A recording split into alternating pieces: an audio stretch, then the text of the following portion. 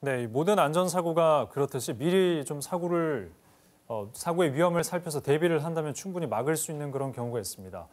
터널 공사장 옆에 위험물 저장 시설, 즉 유류 탱크가 있는 만큼 이번 사안 역시 철저한 안정성 검토가 필요한 사항인데 자세한 내용 이준석 기자와 함께 짚어보도록 하겠습니다. 네, 이 기자 어서 오십시오. 네. 한눈에 봐도 이 터널 공사 현장이랑 주유소 정말 맞닿아 있는데 이래서 좀 위험성 논란이 나오고 있는 거군요.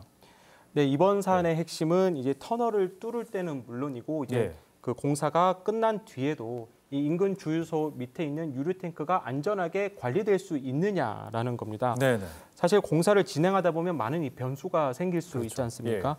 그래서 공사에 앞서서 이 지하 안전 영향 평가를 하는 건데요. 네. 이를 통해서 주변 집안 상태부터 지하에 매설된 각종 그 시설물까지 다 파악해야 이제 안전 문제를 예측하고 이 사고를 대비할 수 있다라는 거죠. 네. 그런데 이렇게 그 유류 탱크를 반영하지 않은 상태로 공사를 진행하려고 했다는 게 그 자체가 이제 문제인 겁니다. 네, 그래서 주유소 땅 밑에 몇 개 탱크가 묻혀 있느냐 봤더니 7개 네.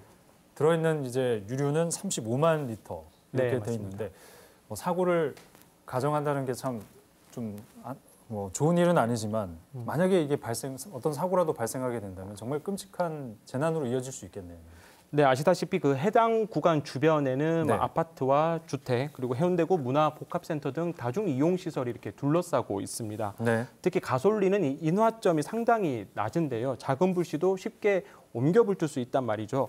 그만큼 위험한 겁니다. 예.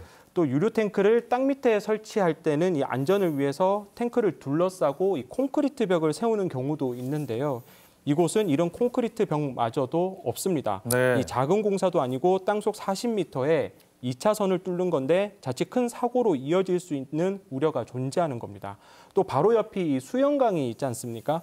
이 토양, 수질 오염 등에 대한 우려도 생각할 수 있는데 그만큼 단순하게 안전하다는 이 말로만 끝날 문제가 아니라는 거죠. 네, 이게 민간 사업이기 때문에 부산시가 개입하는데도 한계는 좀 있을 것 같은데 네, 이런 맞습니다. 우려에 대해서 민간 사업자가 뭐라고 얘기를 하고 있습니까? 이 공사를 하면 땅 아래 흙이나 모래가 움직이거나 하면서 집안이 침하되는 등 이 변형이 생길 수 있지 않습니까? 예. 그런데 사업자 측은 이 공학적으로 살펴볼 때 이 네. 집안에 큰 영향이 없다. 그러니까 유류 탱크에 이 어떠한 영향도 없을 거다라고 말하는 게 이제 전부입니다. 네. 사실 취재 과정이 쉽지만은 않았는데요. 사고가 나면 이제 그땐 이제 경찰 등 관련 기관이 지하 안전 영향 평가 그리고 설계 도면 등 이 각종 서류를 분석하고 수사하면서 사고 원인이 하나씩 드러나게 되잖아요. 네. 그런데 이 사안처럼 사고가 난 것도 아닌데다가 사업자가 안전하다고 주장하는 상황에서 이처럼 우려를 전달하는 게 어려운 거죠.